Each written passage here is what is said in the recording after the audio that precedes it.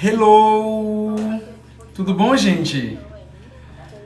Enfim, não tem ninguém aqui ainda, mas eu fico falando sozinho aqui, achando que tem, que eu sou desses. Bater um papo bem massa hoje com um amigo do PCdoB, lá de Cruz Alta, Rio Grande do Sul.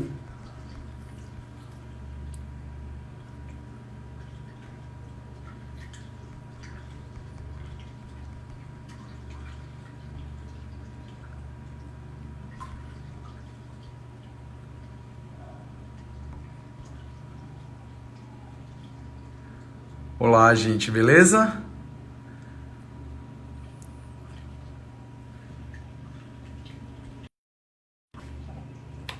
Opa! Vou esperar meu convidado chegar aqui agora para começar o papo. A galera tá chegando aí já. Deixa eu falar com ele lá.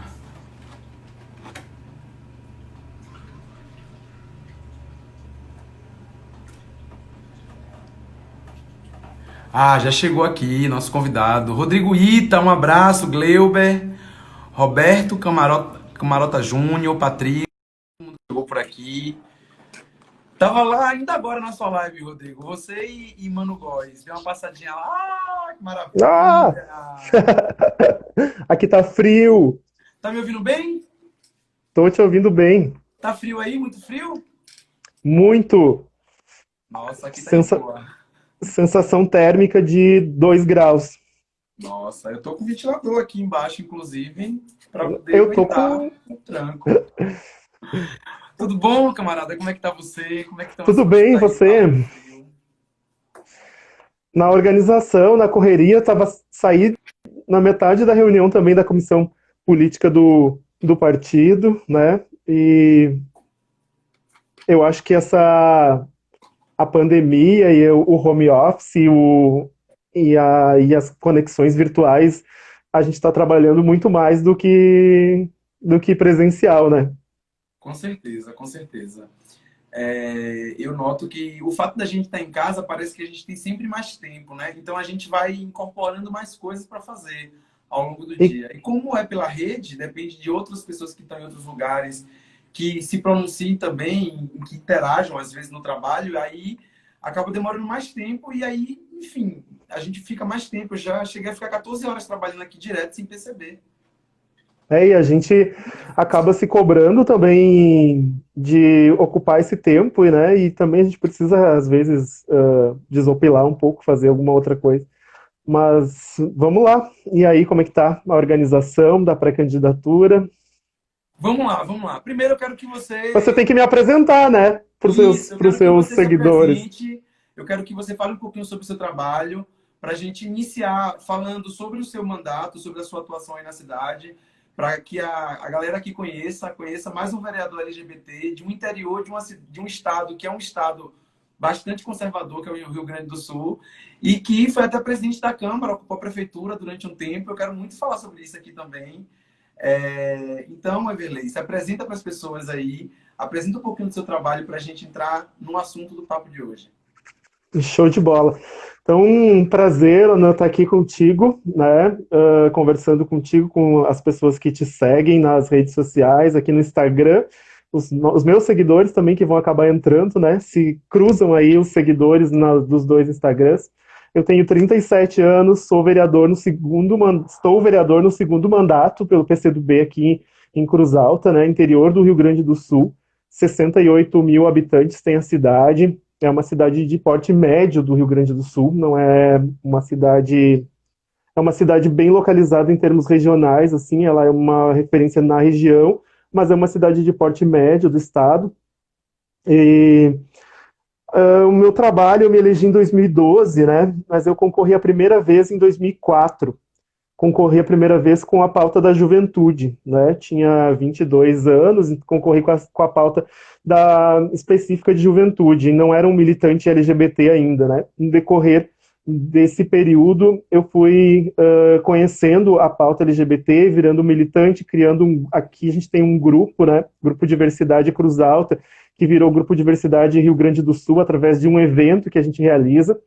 E a partir daí fui anexando outras questões também de militância na área da cultura popular, né? Sou presidente de uma escola de samba aqui na cidade, que é bem forte a cultura do carnaval aqui, o carnaval de escola de samba, né?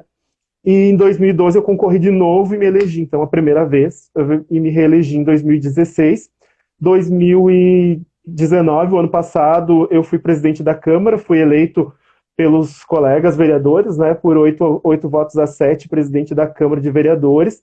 Nesse período que eu estava presidente da Câmara, bem na época, no mês que a gente realiza as nossas atividades da diversidade, né, o prefeito fez uma homenagem para toda a galera LGBT e em especial para mim, né, de me deixar estar prefeito da cidade na semana que a gente realizava as atividades da diversidade, né? Então, naquele final de semana que acontecia a caminhada LGBT, que aconteceu o seminário, que a Manu teve aqui em Cruz Alta, né? A Manu teve no seminário, que teve o evento da diversidade, foi justamente nos dias que eu estava como prefeito da cidade, né? Então, o prefeito, que é do PT aqui, ele viajou para Brasília em atividades que ele já tinha pré-agendadas, mas o vice, que é do PCdoB, aí tirou uma licença saúde para que eu pudesse assumir como prefeito nesses dias. Então, foi bem recompensador, né? O primeiro prefeito gay assumido da cidade por 7 dias, é uma experiência que vai ficar assim, né, marcada para toda a minha vida, assim. E conhecer um pouco da realidade do poder executivo ali por 7 dias, né? Foi uma experiência assim que eu posso te dizer marcante, né? De acompanhar a dificuldade financeira do município para pagar o hospital da cidade, de reunir com a Associação Comercial e Industrial da cidade para discutir a questão da escola cívico-militar. Então, né, pautas que o meu mandato eu jamais discutiria enquanto vereador, a questão das escolas cívicos militares, né? Mas eu estava ali como prefeito, então eu tinha que receber os empresários, eu tinha que assinar uma carta compromisso da prefeitura municipal se colocando à disposição para que Cruz Alta recebesse uma escola cívico-militar dentro daqueles projetos que estavam sendo lançados na época pelo Ministério da Educação, né? Mas foi de boa, assim, foi muito legal essa oportunidade, né? Manu teve em Cruz Alta conversando com a galera e foi bem legal. E o meu trabalho, ele é pautado em diversas questões, né? Como eu sou o único representante do partido, né, na Câmara, então eu acabo fazendo parte de todas as comissões da Câmara, todas as comissões legislativas, né? Educação, Nossa, saúde, assistência social, direitos humanos, obras, ela boa. finanças. Eu fui presidente da principal comissão, que é a Comissão de Finanças e Orçamento, no primeiro ano dessa legislatura, né? Foi também bem forte assim, o trabalho, porque a gente julgou as contas do atual prefeito, né, que ele já tinha sido gestor em outra oportunidade, e julgou as contas do ex-prefeito, que foram, inclusive, rejeitadas pela Câmara, né? E eu era presidente da Comissão de Finanças e Orçamento. E então é bem corrido, assim, né? A gente tem o governo nosso e a gente só tem 2 vereadores, né, da base. De Oi, 15 Neném. vereadores, E em qual momento dessa atuação que você tem bastante ativa, a sexualidade ela entra como uma questão? Você consegue sentir isso no seu dia a dia? cara, a sexualidade entra todos os dias nos ataques nas redes sociais, né? Agora há pouco eu estava lendo um post da Manu, né, que ela está sendo vítima de novo das fake news com relação a um projeto sobre pedofilia que que estão que surgiu ainda lá na campanha, né, e que agora eles estão revivendo, que ela está bem forte em Porto Alegre para a prefeitura, e a gente vive isso todo dia, por ser LGBT. Eu percebo assim, ó, eu sempre converso com o pessoal que acompanha meu mandato, o pessoal que trabalha comigo e os apoiadores, né? Tipo, se um vereador hétero lançar uma atividade X, muita gente vai elogiar, né? Dificilmente alguém vai questionar ou poucas pessoas vão questionar. E vai ser, super legal. Se eu lançar a mesma proposta que ele, eu vou ganhar metade dos elogios que ele ganhou e vou ganhar o triplo, ou o quádruplo, o quíntuplo de críticas. Mesmo que seja bom, alguma coisa sempre vai ser relacionada para criticar. E eu acho que isso é muito um fator da questão da sexualidade, né? De não aceitar um LGBT, né, um gay militante assumido num espaço como esse, né? Os ataques sempre que eu recebo nas redes é tipo, se prepara que é teu último mandato, se prepara que é teu último ano, né? O meu slogan é o teu vereador, né? E daí os haters colocam essa culpa eu não carrego, não é meu, enfim, né? Mas a gente vai, como diz também, é um mandato de resistência, a gente vai resistindo e aqui é muito forte o bolsonarismo também, né, na cidade. Deixa eu mandar um Então, abraço para uma pessoa que entrou pode aqui mandar. na live e que eu não vejo há muitos anos, Tenente Fabinho. Fabinho, um abraço para você, cara. Saudade de você, viu? Quero muito te ver, apareça. Desculpa, Everley, que eu gosto muito desse cidadão. Capaz. Pode ficar. O bolsonarismo é muito forte aqui, né? Bolsonaro fez 70% dos votos aqui na cidade na eleição presidencial. Eu acredito que ele deva ter perdido bastante disso hoje, mas eu acredito que aqui em Cruz Alta e no Sul ele ainda mantém, né, uma base forte de apoio, principalmente entre os homens, e aqui Cruz Alta tem 3 quartéis, né? A gente sabe que também uma base de sustentação dele é os militares. É uma cidade extremamente voltada para a agricultura, para o agronegócio, né? Então também é uma base do bolsonarismo, então é bem complicado fazer política aqui, né? E defender os temas que eu defendo, né? As pautas que eu defendo, inclusive ser oposição ao governo federal. Uma das coisas que você pontuou aí que eu acho interessante da gente perceber é que existe essa covardia, né, do ataque institucionalizado. Então, quando a gente fala de LGBTfobia institucional, a gente está falando, na realidade, de um formato de sociedade que tira as pessoas que precisam estar naquele lugar para formular sobre elas e sobre seus iguais, entendeu? E pauta a exclusão. Quando a pessoa chega lá, quando esses atores chegam lá, quando a gente tem um vereador LGBT, uma presidenciável mulher, como é o caso de Manu, que traz consigo essa força e essa potência do debate, da leveza dessas pautas, da importância de incorporar essas pautas, humanizando esses sujeitos, aí começam os ataques. E aí nada que se faça é suficiente. Na realidade, é isso que você falou. O que as pessoas querem não é criticar ou avaliar a sua atuação de forma isenta, entendeu? Elas querem criticar para poder falar sobre aquilo que, enfim, tenta colocar você para baixo e atinge as pessoas como seres humanos, entendeu? Então, olha como é que são as coisas. Enquanto o prefeito faz um gesto, e eu achei muito bonito esse gesto, eu perguntei sobre como essa questão da sexualidade ela se impõe, justamente porque eu sabia que não era só flores, né? No que pese, a gente tem muito que apostar na positiva, porque esse é o momento da gente debater o empoderamento real, a capacidade real de mexer no dia a dia. Quando a gente fala de espaço de poder, a gente está falando disso. Se a gente vai combater mais ou menos tal violência, se a gente vai garantir alimento na mesa ou não vai garantir, entendeu? Então, o debate político, na realidade, ele gira em torno de um debate de projeto de sociedade. É E um eu acho que o projeto de sociedade. bolsonarismo, aqui em Salvador, tem um movimento contrário. Aqui, Bolsonaro, tipo assim, tomou um pau de mais de 70%, se não me engano, nas eleições aqui do segundo turno. Por isso que eu amo o Nordeste. Então, mas não deixa de ter determinados ataques, entendeu, Everley? Eu noto que a minha expressão como liderança, do ponto de vista de ser uma pessoa LGBT e pautando o debate dentro de um ambiente que historicamente nos nega, Eu vejo você relacionado à questão da torcida LGBT, né, do Bahia. Como que é isso num espaço tão machista, né?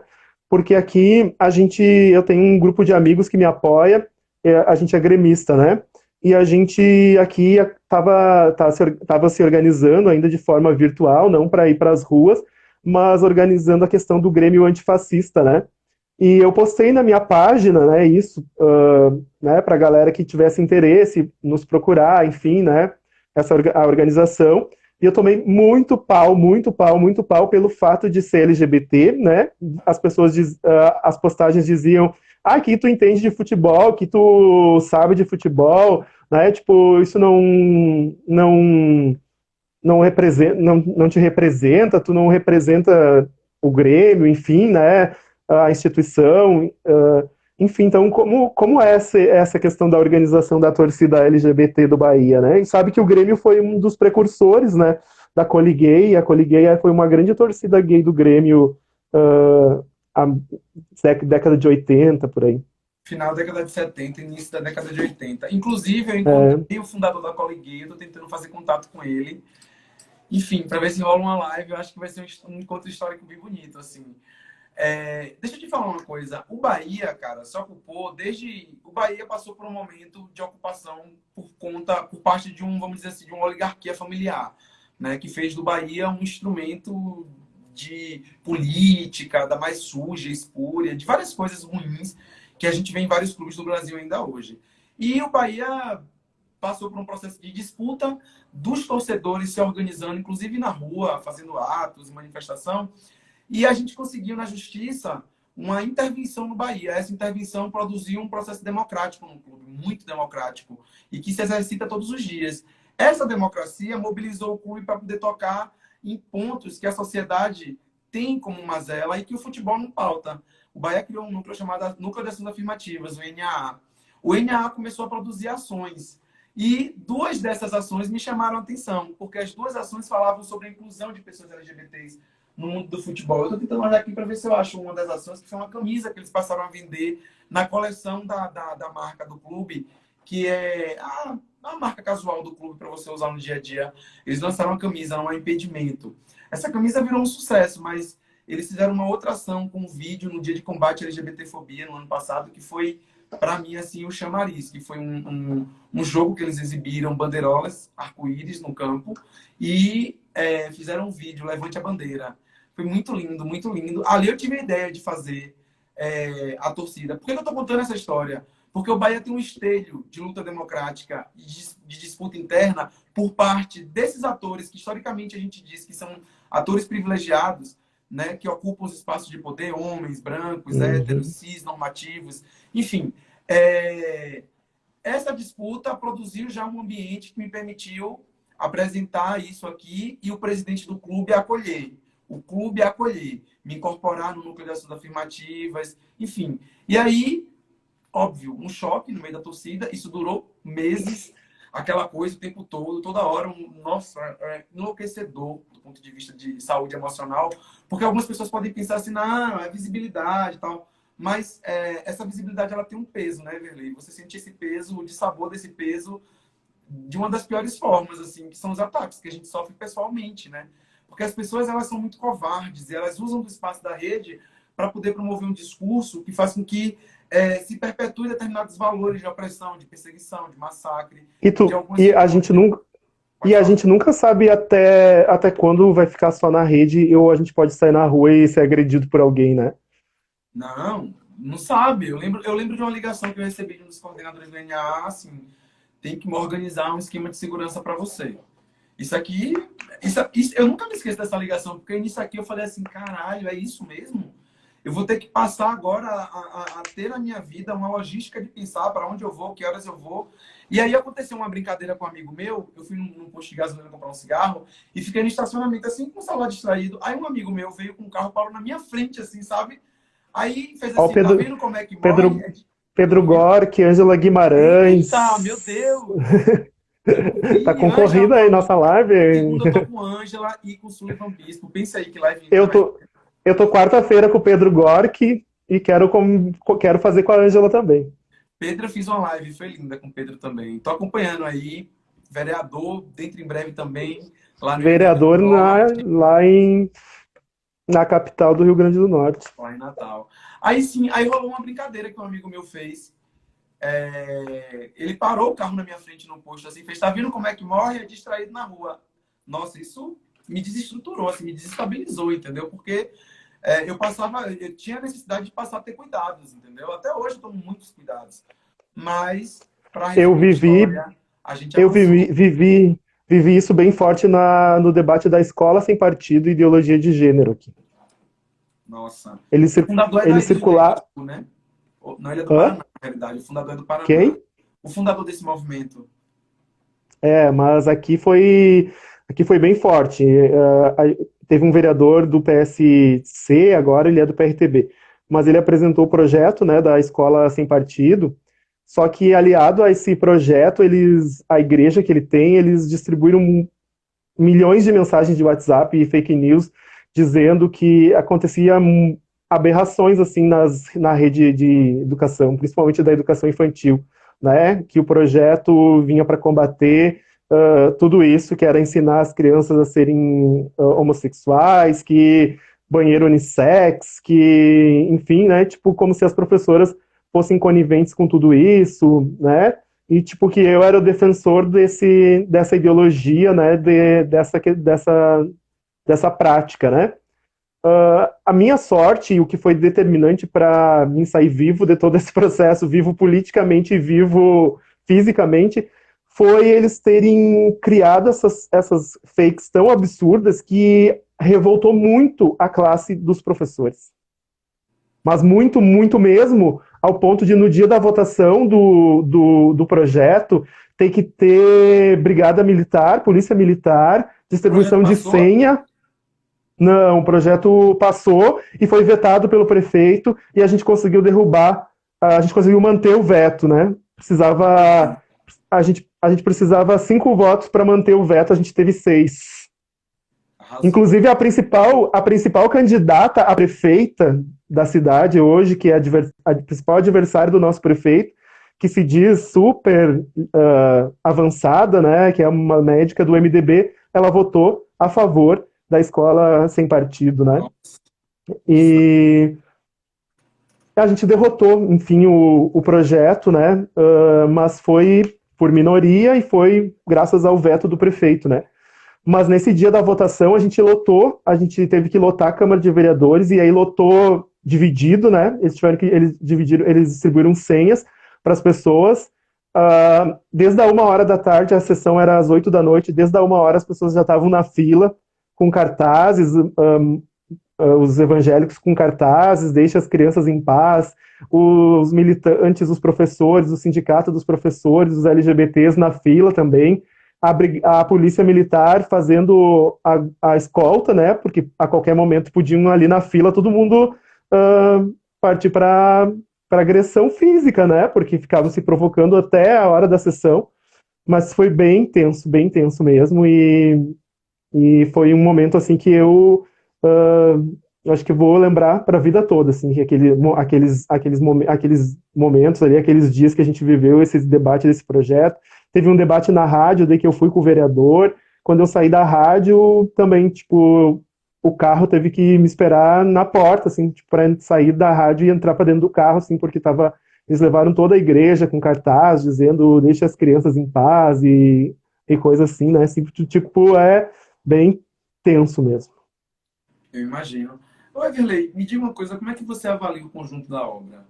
Veja só, o Brasil passa por um momento muito difícil. E tudo que a gente está falando aqui, desde o começo da live, tem a ver com o acirramento das opiniões, das ideias. Então, a formulação do projeto Escola Sem Partido, a formulação de outros programas, projetos e ideias que, vamos dizer assim, atingem a comunidade LGBT. O próprio presidente foi eleito dentro de um contexto de fake news com Uhum. a comunidade LGBT. Era o tal kit gay, era mamadeira de piroca, né? Existe vamos dizer assim, uma narrativa que novamente tenta, dentro das entrelinhas, nos enquadrar como ameaça, como anormal, como, vamos dizer assim, perversão da humanidade. E isso está crescendo no Brasil. Óbvio que agora a gente percebe que houve uma estagnada e que a nossa resistência está produzindo um efeito mais profundo. Mas eu queria muito ouvir a sua opinião como um político LGBT que tem mandato e que está vivendo isso todo dia, né? Que é diferente de quem é de movimento. Quem é de movimento pode não falar, pode se retrancar, se recolher. O político não, ele tem que ir para a Câmara, tem que votar, tem que falar. E tu sabe que eu me elegi no a primeira eleição, né, de 2012, num momento assim que não era nem parecido com o de agora, né? A gente Não, vivia ali, bem a gente distante. vive, a gente vivia o auge do governo Dilma, o pleno emprego, né? Um outro país, uma outra perspectiva, né? Então, que começa a decair tudo isso com aqueles atos de 2013, né? Com aquela ida para as ruas de 2013, né? E que se confundiu muito. A gente foi para a rua também sem saber porque estava indo para a rua, né? A galera foi toda para a rua e a gente quis disputar aquele movimento e, na verdade, a gente não sabia o que tinha por trás daquilo tudo, né? Eu acho que ali começa a organização de tudo isso, o embrião, né? Para tentar a tentativa de derrubar a Dilma, né? E aí continua com o golpe, com a produção, né, com o laboratório que foi Jean Willis, Maria do Rosário, essas Isso aí. personalidades, né, que foram laboratório para essas fake news, né, e então eu acompanhei todo o processo já como parlamentar, né, quando eu entrei na Câmara de Vereadores, tipo, tinha toda aquela visão romântica de, Cruz Alta elegeu um LGBT, tem um gay representando os seus na Câmara de Vereadores, que legal, parabéns, não sei o quê, né? E uma visão positiva, né? A minha reeleição já foi, que merda, esse comunista já se reelegeu, né? Esse viado, enfim, e a reeleição ali no, a reeleição foi há 4, 5 meses depois do golpe, né? E o PCdoB ainda gravou um programa de TV, eu lembro, e foi regionalizado, né? Cada liderança da região onde tinha emissora de TV, e aqui a gente gravou o programa do partido. E eu gravei falando do golpe. Nossa, foi terrível, né? Imagina. Porque as pessoas legitimaram o golpe, né? A maioria das pessoas legitimaram o golpe. Se a gente olhar... Então, Vá. foi um processo, né? E eu vivi tudo isso, 12, 13, 14, 15, 16, e o aprofundamento de tudo isso, o acirramento disso, quando a caravana do Lula veio à Cruz Alta, que as mulheres teve mulheres agredidas com ovos, com relho, cavalos para cima das pessoas, né? Enfim, mas ainda o Lula conseguiu fazer o ato aqui, a polícia conseguiu garantir o ato aqui, mas nas cidades aqui da região, Passo Fundo, a caravana nem conseguiu entrar na cidade, né? Então a gente acompanhou todos esses momentos já mais difíceis também aí. Mas eu acho que essa postura de Lula, só para fazer um comentário assim, eu achei bastante corajosa, sabia? No auge da confusão, no auge da perseguição política, prevendo uma prisão política, o cara vai para dentro do nicho eleitoral do adversário. Tipo, não vai para Nova York, entendeu, Weintraub? Quem não deve, não teme, entendeu? Fica por aqui, dá a cara, vê o povo, entendeu, Bolsonaro? É isso. Mas esse discurso, ele, como é que diz? Faz esse movimento, né, de tentar minar a nossa possibilidade de projeção enquanto quadros políticos que falam sobre outras coisas, né? Isso é interessante, isso é importante da gente avaliar. Agora, você é um guerreiro, né? Porque você atravessou os piores momentos para a esquerda brasileira dentro do mandato e conseguiu uma reeleição pós-golpe. Quer dizer, o seu trabalho é bastante reconhecido. Eu acho isso muito importante. Eu tenho dito para as pessoas aqui, disse isso ontem numa live com o presidente do PCdoB da Bahia, que os mandatos LGBTs, eles são, na realidade, potências que não ficam localizadas, paradas ali. Elas são potências que conseguem extravasar um debate político de ideias para muito longe. É por isso que a gente é uma ameaça muito grande, entendeu? Porque nós fomos, ao longo da história, usados como exemplo de derrota, de, sei lá, do que há de pior. E aí, quando a gente...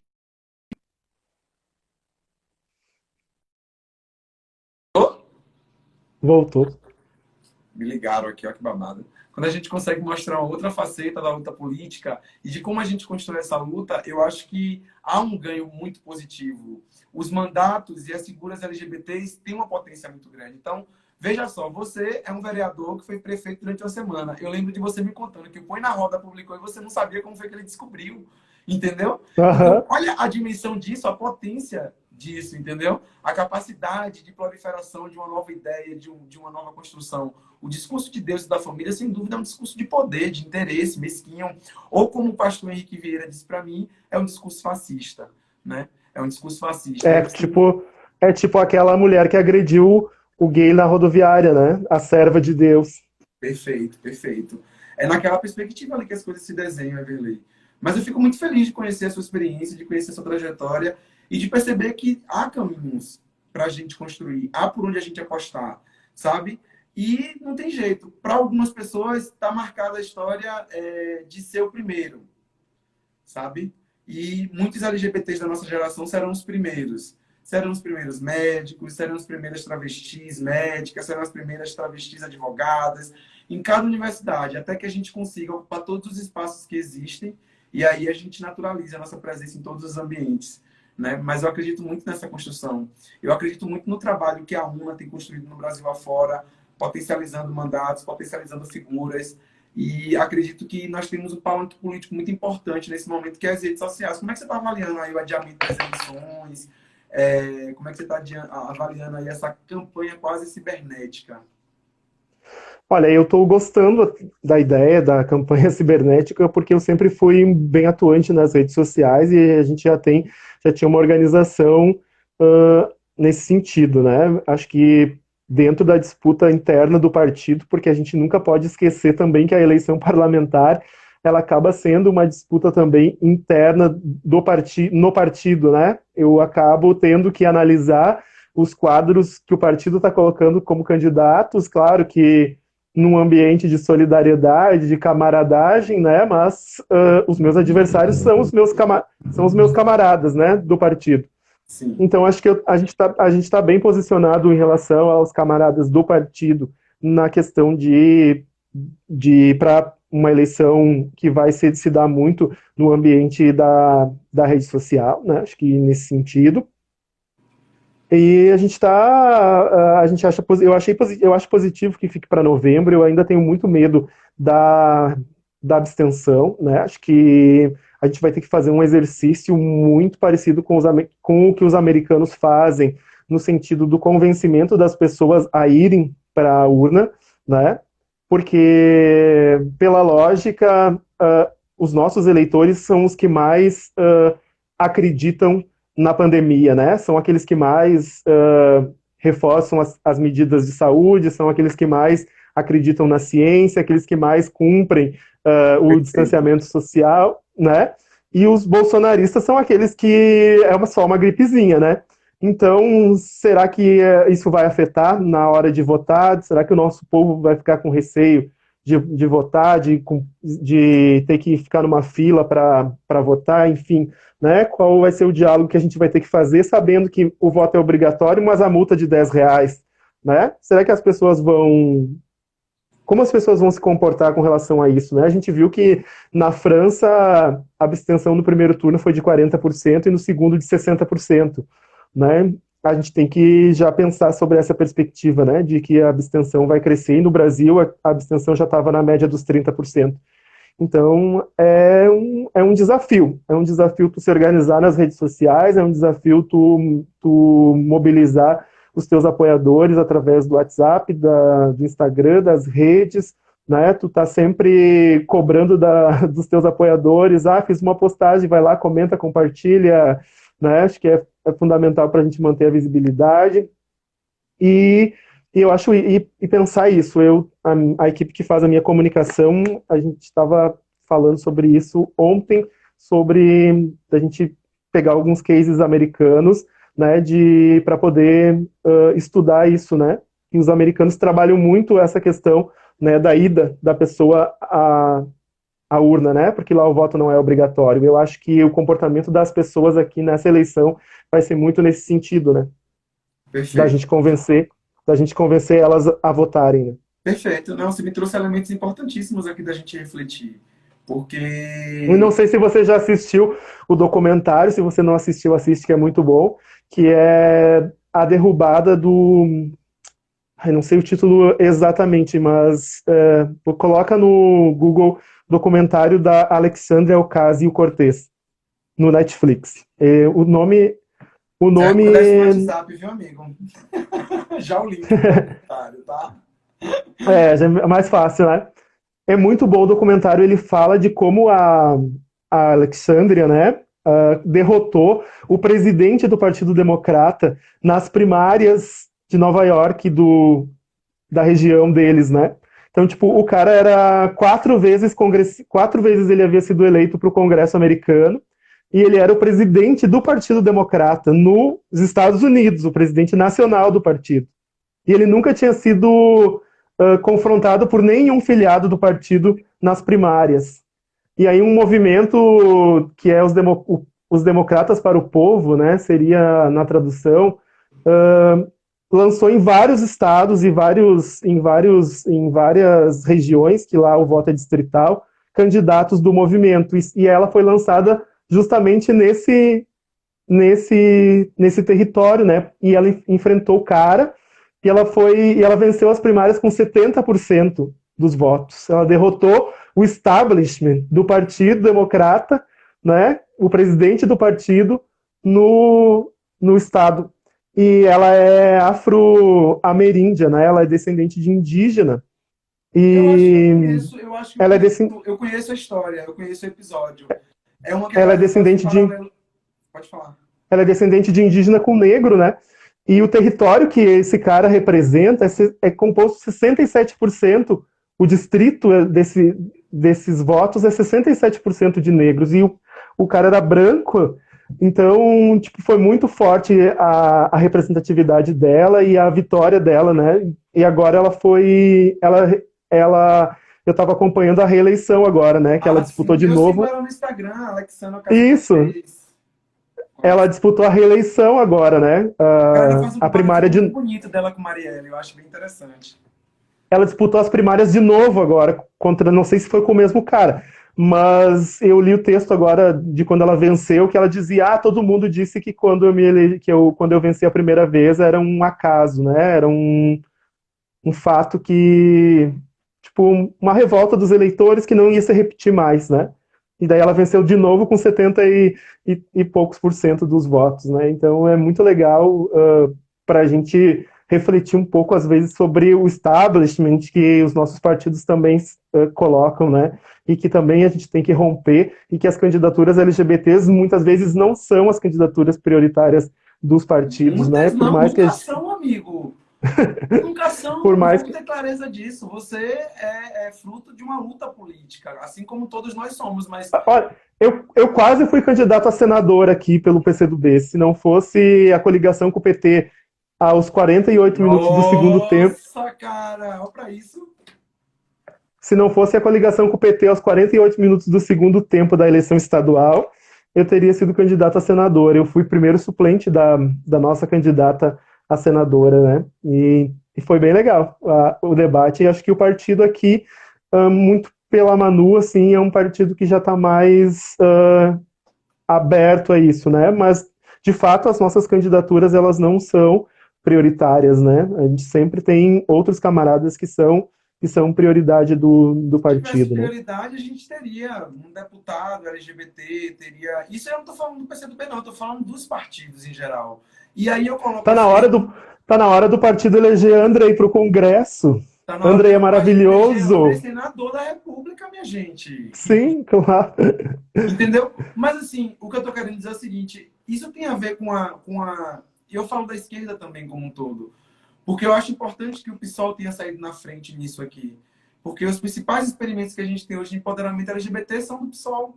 Entendeu? A Erika Manguinho, o Uhum. Diogo Lires, o David Miranda, e alguns outros projetos como coletivos que a gente tem no Brasil afora. Eu acho muito importante isso.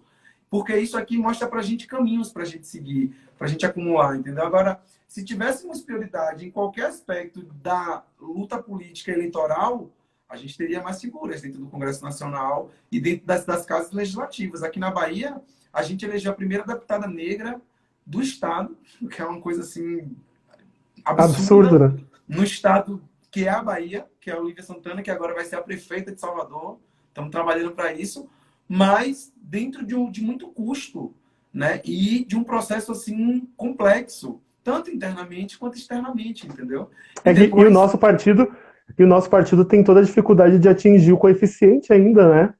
pois é, esse é um outro A problema. gente, per, a gente perdeu muito deputado estadual aqui no Rio Grande do Sul. A gente perdeu a cadeira de deputado, a Mas cadeira eu de deputado defendia que no estadual. Rio Grande do Sul tiveram muitos candidatos a federais, foram 18, não precisava.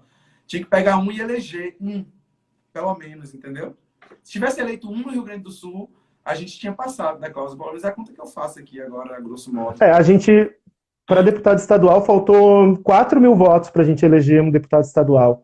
E a gente botou uma chapa de 18 federais, né? Tivesse botado 2 federais na chapa estadual, não ia fazer diferença porque a gente não ia eleger o federal mesmo, não tinha condições de a gente fazer voto para eleger o federal, mas a gente tinha mantido a bancada na Assembleia Legislativa, né, e o espaço do partido na Assembleia, enfim, né, então é complicado e a gente tem que se organizar já para pensar essa perspectiva de Assembleia Legislativa. Eu já estou bem animado, se eu me reeleger, eu sou pré-candidato a deputado, não sei se estadual, se federal, Se mas... não vai eleger, o que a gente tem que fazer é bom, não deixa confusão, pelo amor de Deus. Faz um bem forte aí na Bahia. Deixa eu te falar uma coisa. Como é que você tem passado essa quarentena? Como é que tem sido para você esses dias? Matheus de Moraes, lindo, entrou aqui, maravilhoso. Um beijo. Como é que tem sido para você esses dias aí? O que você está fazendo? O que você está vendo? Eu fico muito em casa porque eu cuido da minha mãe, né? Minha mãe tem 70 anos, é do grupo de risco e tem problema de saúde, então eu acabo ficando bem por casa mesmo, com muito medo de trazer coronavírus para casa, né? Eu saio para fazer o básico, né? Que é ir na Câmara de Vereadores, na segunda que é comissões, na segunda noite que é a sessão que se mantém presencial, e mercado, essas coisas básicas só, né? E acabei me matriculando num curso EAD de História, né? Sou formado em Pedagogia, e agora estou fazendo História para passar um pouco o tempo também aí. Acho que eu vou fazer isso, me Nessa... matriculando no curso EAD também de História, sabia? Gostei da ideia. Amigo, Adoro ótimo. História, Pode falar. adoro História. Era a minha vontade era ter feito História quando eu fiz Pedagogia, mas eu não tinha mais o curso aqui na cidade, né? Então eu acabei fazendo Pedagogia, depois surgiram as oportunidades EAD. Não sou muito fã do EAD, né? Não, é meio estranho. Não, eu gosto muito da interação com o professor e assistir a aula virtual, o professor falando e tu não poder intervir na fala é chato, mas faz parte. Massa. Everley, a gente conversa muito no privado, né? Então eu fico meio sem jeito de, tipo assim, tratar de formalmente, como eu faço com algumas figuras que eu não conheço aqui na live, do ponto de vista de, enfim, sei lá, eu tô bastante à vontade conversando com você, porque a gente já conversa bastante essas coisas aqui nos bastidores, e é muito massa trocar essas experiências e essas vivências, porque no que pese sejam dois homens gays, são dois homens gays com características diferentes, em lugares Deixa eu diferentes. mandar um, deixa eu Fala, mandar um fala. beijo também aí pro Vinícius Jean, que é Um uma fofo, pessoa né? Já vi aqui. maravilhosa. Ele está dizendo que a minha mãe é maravilhosa. Ele que é maravilhoso, ele é um militante negro, um militante do movimento de HIV e AIDS. Né? Ele teve no Rio Grande do Sul e eu trouxe ele a Cruz Alta no dia do comício da Manuela aqui em Cruz Alta e ele Oh, que entregou uma massa. carta. Ele entregou uma carta do movimento das pessoas que vivem com HIV e AIDS para a Manu assinou o documento, né? Pena que a gente não elegeu a Manu vice-presidente, né? Pena. Hum. Mas foi bem legal o ato aí que o Jean fez aqui com a Manu em Cruz Alta. Luan Galvão aí, esse baiano que está vivendo em Cruz Luanzinho, meu Alta, bem. Luan chega no final para ir da festa. ele sempre chega no final. Nó, nó. Enfim, amigo, eu queria muito ouvir sua opinião sobre o que você acha que vai ser dessa quarentena daqui para frente. Se é promissor que sai disso, se a gente melhora como humanidade. Eu tenho feito essa pergunta aos meus convidados e convidados que participam aqui. Você sempre entra nas minhas lives também, eu sempre te vejo por aqui. Sempre também dou uma passadinha lá nas suas lives. Mas eu queria muito ouvir sua opinião sobre o que você acha desse momento. Tem saída para a humanidade? Ou é mesmo esperar que o vírus faça seu trabalho lentamente? Eu Beijo, acho que o Ted. vi, eu acho que a gente não vai sair melhor dessa, dessa pandemia, infelizmente, né? Acho que o sistema não permite isso, né? Na verdade, o capitalismo, ele continua sendo a ideologia dominante, e acho que a pandemia não serviu para as pessoas, não está servindo para as pessoas refletirem sobre isso, né? A gente sabe que vai continuar imperando, né, a questão do econômico, as desigualdades sociais, elas só estão se aprofundando mais ainda com a pandemia, né? A situação do desemprego, das pessoas em situação de miséria, de pobreza, a tendência é só aumentar. A gente tem um governo federal que não dialoga para minimizar tudo isso, né? Nem no âmbito da saúde, né? Nem para cuidar da saúde, nem para cuidar da economia, nem para cuidar das pessoas que mais precisam, né?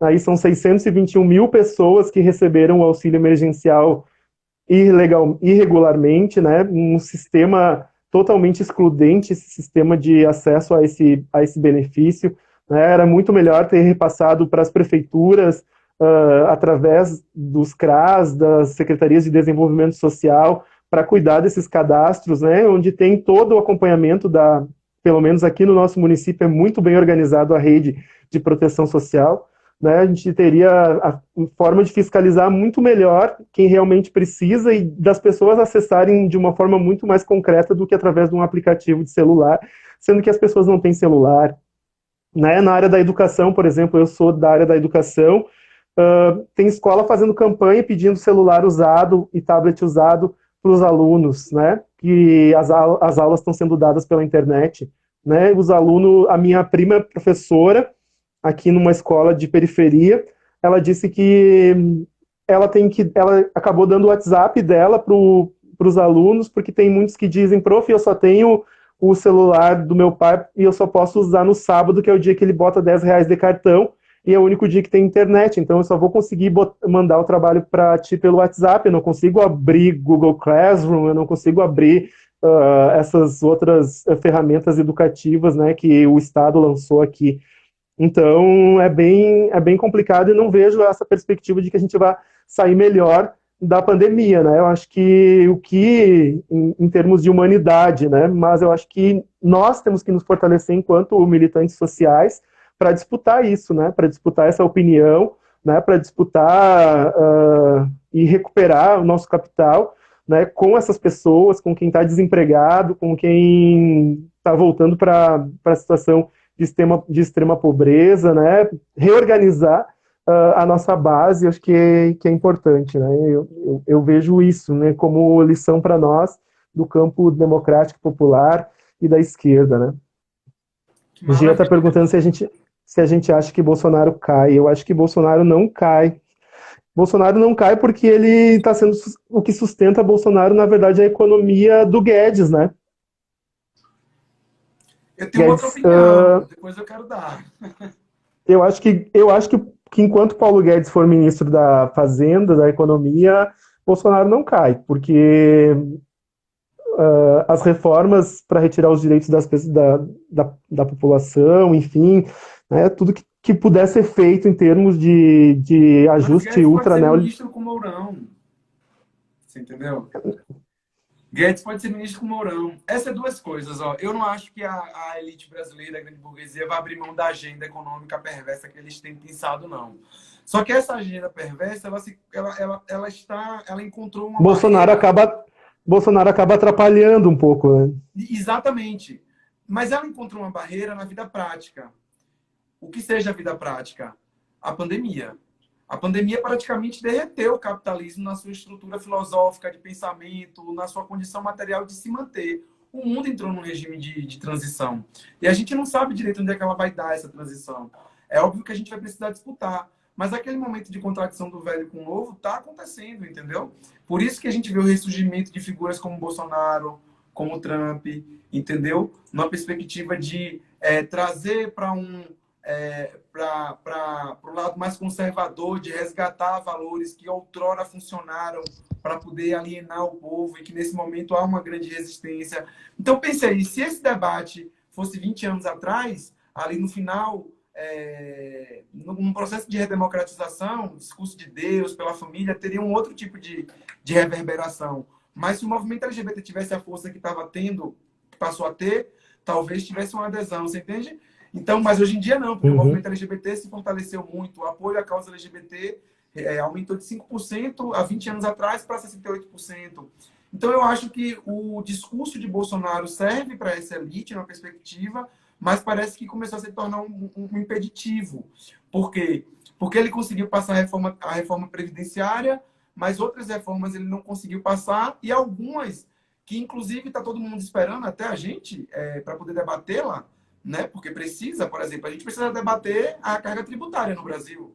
Independente do presidente que seja, a carga tributária tem que ir para debate, porque o povo não pode continuar pagando a conta dos ricos, entendeu? E a gente precisa disputar O isso no imaginário professor, coletivo.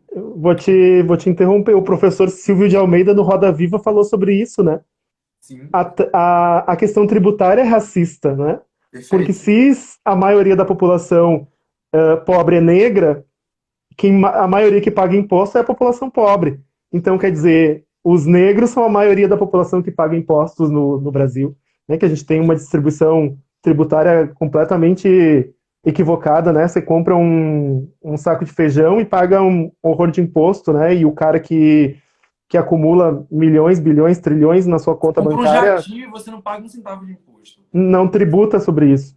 Você compra um jatinho, um helicóptero, um iate, nada disso aqui tem imposto. Uma Ferrari, nada disso aqui tem imposto. Entendeu? É um absurdo, porque na realidade a gente está dizendo que o Brasil é um país de farra para quem é barão. O baronato no Brasil tem tranquilidade para poder fazer o que quiser, porque não vai haver, entendeu? Nenhum tipo, enfim, é uma baixaria, uma esculhambação, mas eu acho que Guedes não é o determinante, Guedes é um sinalizador, porque a própria burguesia, vamos dizer assim, financeira está em contradição nesse momento, está em crise, está em conflito. Você vê a Neca Setúbal, que é um representante do Itaú, participando de atos em favor da democracia e contra o governo Bolsonaro, que é um negócio assim, sabe? A NECA, lembra da NECA? A NECA. A NECA tá aí, participando de atos A em defesa da NECA da... democracia. Mas a NECA é amiga da Marina Silva, né? Mas é banqueira, ela tem interesses, entendeu? Ela tem acionistas para poder responder. Então, há uma contradição no centro, vamos dizer assim, da burguesia financeira e a NECA expôs isso, de alguma forma.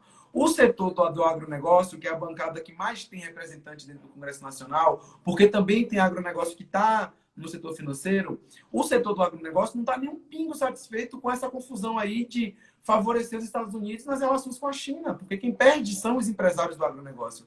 Então, Bolsonaro tem uma agenda anti-Brasil e anti-povo que nem a elite financeira, a burguesia financeira, imaginou que ele tivesse de alguma forma, entendeu? Anti-Brasil, anti-interesse nacional. É um negócio absurdo o que Bolsonaro faz.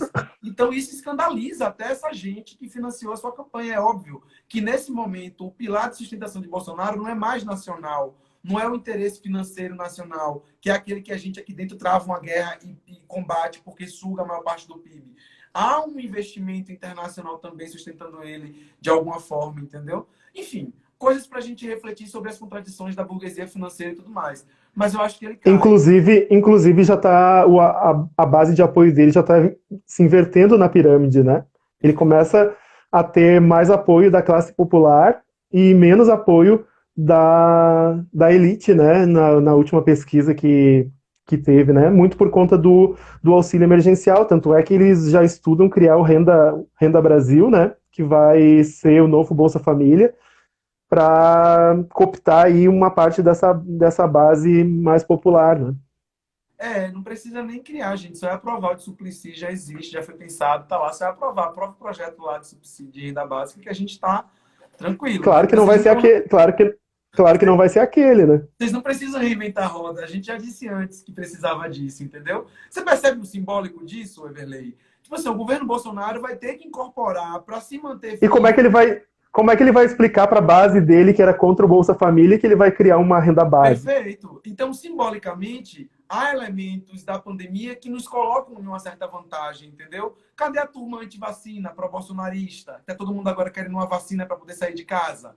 Cadê essa galera que disse que vacina não funcionava? Sabe? Os terraplanistas que disseram que a ciência podia ser descartada. Cadê agora? Cadê vocês resolvendo o problema com a ciência fajuta de vocês? Então, esses valores simbólicos permitem que a gente dispute o grosso da sociedade. O problema é que Bolsonaro, ele é o veneno dele mesmo. Ele é o antídoto dele mesmo. Se continuar no nível que está, a nossa base, essa galera que está insatisfeita com ele, vai migrar novamente para a nossa zona de influência, o que o centro não quer. Entendeu? Então, eles devem fazer uma intervenção para derrubar Bolsonaro e apresentar uma figura como, sei lá, um Luciano Huck da vida. Eu acredito que a eleição do Brasil possa ser uma eleição paralela, tampão presidencial junto com prefeitos e vereadores. Eu não duvido disso não, entendeu? O gesto do grande Bruno, um abraço, Bruno aqui do Bahia, a gente estava falando do Bahia daqui a pouco, mas eu acho que o gesto do TSE essa semana foi um gesto que eu sinceramente não esperava. Eu até postei isso nas minhas redes. TSE, será? Estou duvidando ainda. Porque o TSE seria, na realidade, um grande trunfo. Primeiro, porque expõe ele como um criminoso que ele é, né? E aí, segundo, que a gente não passa pelo, vamos dizer assim, pelo, como é que é? Pelo purgatório Mourão, entendeu? A Uhum. gente não passa pelo purgatório Mourão, porque o purgatório Mourão é uma coisa que pode dar em qualquer coisa. Inclusive no Pode ser pior. acirramento mais profundo desse militarismo, entendeu? Então, a gente não passa pelo purgatório Mourão. Ao mesmo tempo, ao mesmo tempo, a gente não sabe como é que a pandemia vai estar. Não dá para Mas poder eu falar. acho que é bem isso que você fala. O TSE vai empurrar essa decisão para passar os 2 primeiros anos para ser uma eleição indireta no Congresso. Mas aí tem que ver o interesse de quem, sacou? Porque para a grande elite brasileira, nesse momento, eles conseguem apresentar um Luciano Huck da vida como uma figura palatável, Ah, entendeu? vai ser Maia, vai ser essa galera que comanda o Congresso, né? A interesse de Maia, eu Luciano não Huck, acredito, não. Eles precisariam de Luciano Huck, alguém mais, Luciano vamos Huck, dizer assim. eu acho que Luciano Huck não teria força com o Centrão, por exemplo, para ser eleito no Congresso presidente tampão. Eu acho que, enfim, não sei. A gente já considera o PSDB centrão, né? É, sim, mas o PSDB tá mais com o Bolsonaro que o Centrão, eu acho, É verdade, pela, é pela, verdade. Eu não pela acredito que política eles se econômica. sustente nesse artifício aí do centrão, porque Dilma tentou e não deu certo. Entendeu? Agora, Temer tentou e deu certo. Só que Temer tentou com dinheiro na conta, né? Dilma não. Dilma tentou pela força do argumento, né? Aí com dinheiro na conta as coisas ficam mais. Enfim, é um jogo de xadrez. A gente tem que avaliar cada peça. Cada peça. Eu já vi falar, por exemplo, eu acompanho muito jornalistas de direita que falam sobre isso, como Marco. É até bom que não tem muita gente quando a gente fala sobre isso, porque eu E, acompanho gente como Marco Antônio Villa. e, Oi? e como esse povo está se organizando para as prefeituras do Nordeste? O bolsonarismo? A direita, o centro, porque eu ouvi que Bolsonaro iria apoiar os candidatos do centro no Nordeste para tentar derrubar os candidatos da esquerda. Mas se é isso, ele não tem expressão aqui, sabe? Eu não sei como é nos outros estados, mas aqui na Bahia, quando Ah, ele vai fazer um evento, ele precisa girar gente do estado inteiro para poder lotar aquele evento, porque senão ele fica desprestigiado e o evento tem que ser fechado, é uma coisa assim, sabe? Então, a gente não vê uma expressão de disputa do executivo municipal que reivindique o bolsonarismo, pelo menos nas grandes cidades. Aqui em Salvador eu não vejo no interior, porque sabe? Talvez em Feira de Santana, não sei. Mas aqui em Salvador, não sei nos outros espaços, assim. Aqui a galera, até os deputados, a deputada da. O nome dela, meu Deus do céu. Da Ilha Pimentel, que foi eleita aí na base bolsonarista, meu filho, já, ó, partiu. Quem vai até, ficar? o, até o pastor Isidoro. Não, o pastor O Isidoro não pastor, quer ver. O pastor Isidoro faz ensinação em tudo contra o armamento. O pastor Isidoro tem um outro trabalho aí.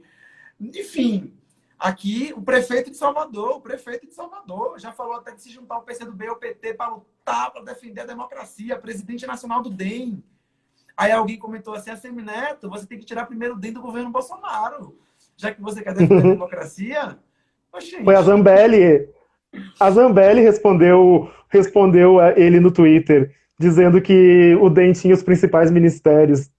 pois é, eu nem vi a resposta da Zambelli, mas ele faz essa firula para assinar para o público dele aqui de Salvador, certo? Para assinar para a galera da perifa que votou nele, entendeu? Ele teve muito voto na periferia de Salvador. Enfim, a Salvador tem essa contradição. Eleição de prefeito, o centro, a direita ganha. Eleição de presidente e governador, a gente ganha. É uma contradição que a gente ainda não superou aqui na nossa cidade, sabe? E fora a mazela de ter um prefeito negro eleito democraticamente. A gente ainda não tem. Tem o João Henrique, que não se reivindica negro, eu não entendo por quê. Porque ele é filho do João Duval, é negro, mas, sabe, não é uma coisa que faz parte do discurso dele. E como no Brasil a identidade negra de alguma forma é construída, né? Porque existe uma disputa para quem é Uhum. pardo, por exemplo, né?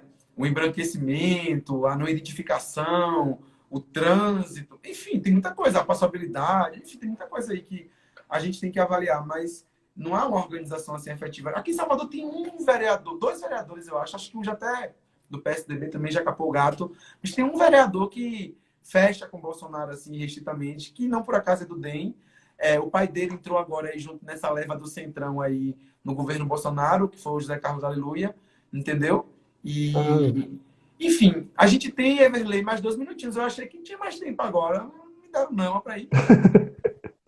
já Depois começou aquela contagem regressiva, morre, tipo, já começou? nada. Tá aqui, 2 minutos. Eu quero muito Aquela agradecer contagem a sua regre... participação, amigo. aquela Dizer que contagem regressiva é cruel, né? Porque quando você